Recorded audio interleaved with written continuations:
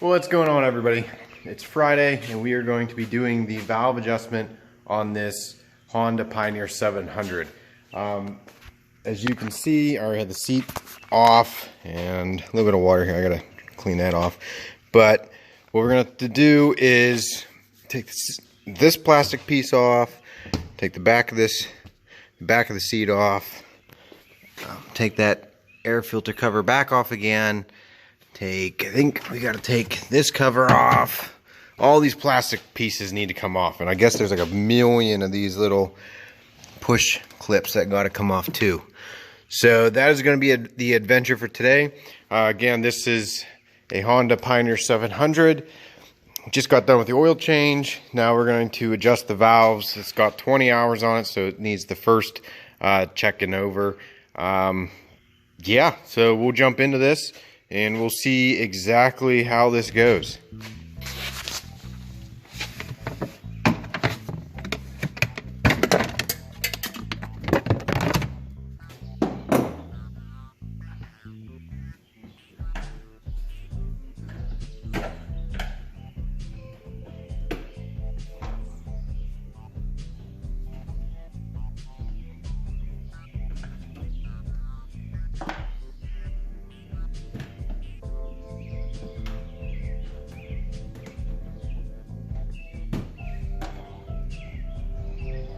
You do not need to take this side off. I started taking off and realized there's a line here, so you only need to take off just this piece, and there is a piece in the back you got to take off that goes back here. Take that off. It's got some clips. There is a clip right here, push clip, but these buggers, there's one here and one here. Those are Phillips head screws, and this thing's like brand new, and look at the rust that's getting in there. It won't focus, but those things would not come out. I actually had to use my impact to get them out, and the problem with that is you can't get a impact in there unless you take the back of the seat out. So that is a pain. It's what, 1, 2, 3, 5, 10 millimeters to get them out, but it's just a pain. I mean, if they just move that or put a push clip there instead, no big deal. You won't have to move the seat at all. And then this one did the same thing. I mean, you can get a normal screwdriver on it, but it was so darn tight. It was unreal. So I'm gonna just put some anti-seize in these and get this off. But yeah, so once this is out, that piece is off. This is actually, I didn't know about these side-by-sides, but they got 2 spark plugs, which is pretty interesting. I did not know that. But either way, what we're gonna do is, this is where the exhaust, obviously the exhaust valve is going to be, and then the intake's on that side. We'll go a little upside down. Here we go. And what we're gonna have to do is, I think we still need to take that plastic piece out back there, that footwell, and go in so we can get the timing marks and turn the engine over. So I'm gonna do that. But yeah, it's pretty interesting. I did not realize this had 2 spark plugs, which is cool. I like it. It's like the old Fords, the Danger Rangers with the 4 cylinders. It came with, what, 8 spark plugs? The one thing I hate about side-by-sides is you cannot keep these things clean.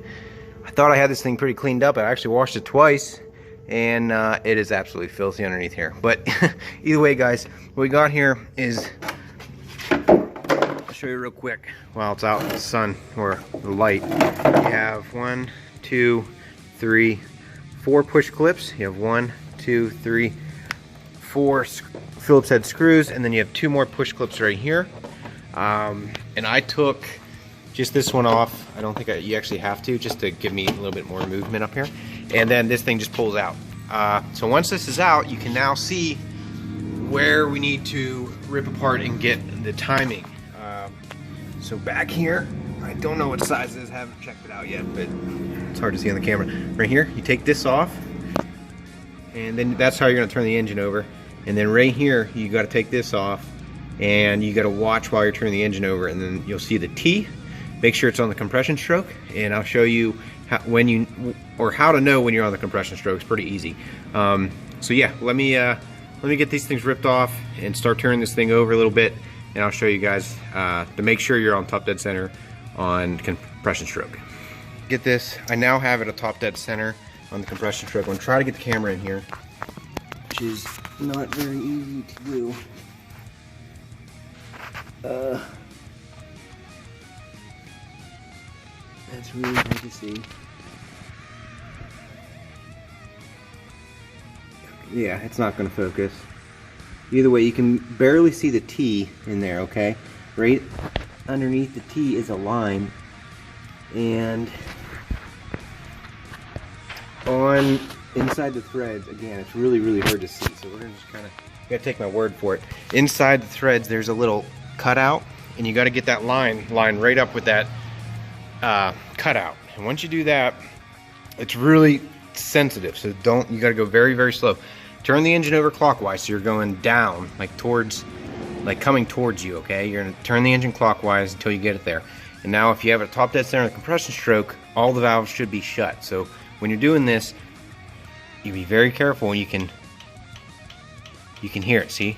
They got some play, and that's where you're checking the clearances. So that's the intake, or that's the exhaust, and then the intake. We'll be back here, we're gonna do the same thing. And again, when they're, let me see, we might be able to hear them. Well, I can hear them, I don't know if the camera will, but yeah, so they're both loose. So that means the valves are completely shut, all four, and now we can check the clearances, and if they're in spec, we're good to go. Tighten everything back up, put it all back together, we're ready to rip. All right, guys, I did the exhaust. That one's good. It's a little tight, very, very little, but it's still in spec, so we're gonna say it's good to go. We're gonna try to get these in here. I'm gonna have to go from this side. See if I can get the camera set up.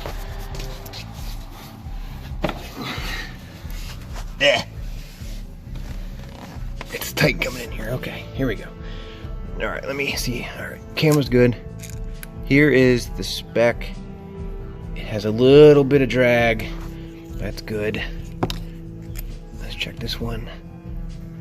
A little bit of drag too. I would say those ones are right on the money. So all four, let me get out of this thing. Okay, try to be careful because this thing is surprisingly dirty too. So when you're doing these, very careful that you don't get any dirt in them. The covers only go on one way. Just keep separate, you know, that's the intake side, that's the exhaust side. But yeah, guys, once the engine's stopped at center compression stroke, that's what you do.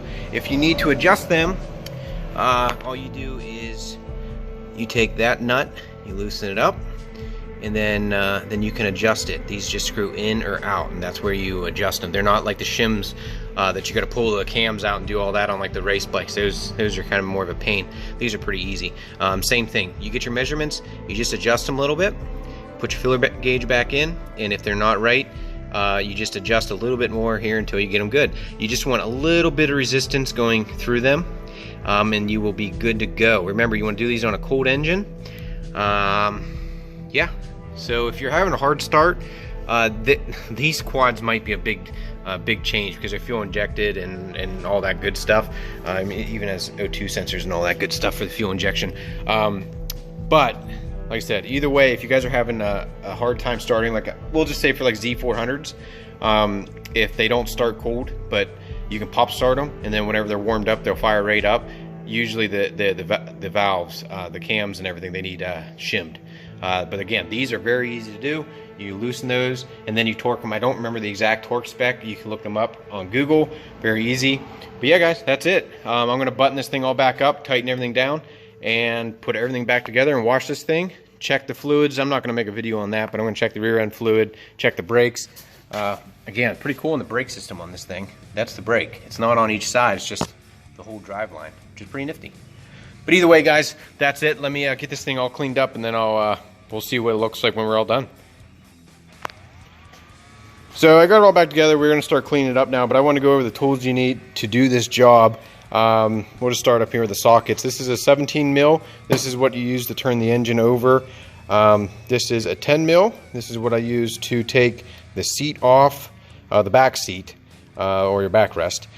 This is a 12 mil. There's two of those. Actually, you only need to take off, I think, one, and that's that's with all those push clips. So you take one of those 12 mil out, and then a ton of push clips, and that goes with the screwdriver. So, but either way, this is a number 6.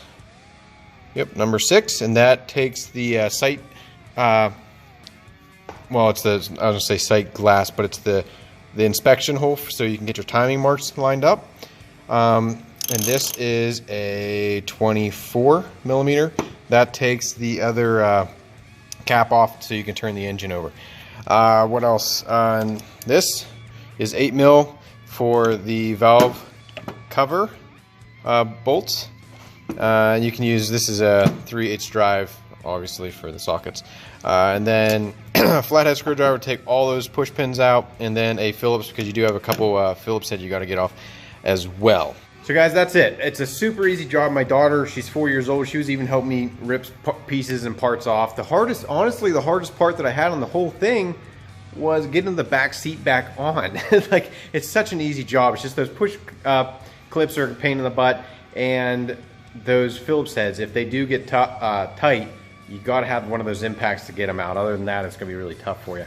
But other than that, guys, it was a real easy job. And you have to this is the first time you need it, so it's 20 hours, and then it says every some 100 miles or like 600 miles, something like that. It's a lot, or noisy. So either way, it's not a bad thing to do. It doesn't honestly take that long. I think it took me about an hour, and I've never done one of these before. Maybe an hour or so to do it. Taking my time, going slow, cleaning up after I was done, and all that good stuff. So if you do it before every season, just to check them, you don't need to adjust them if they're in spec. But either way, just good practice if you need. But yeah, either way, guys, I'm going to clean this thing up. We're going to make it sparkle again, look like new.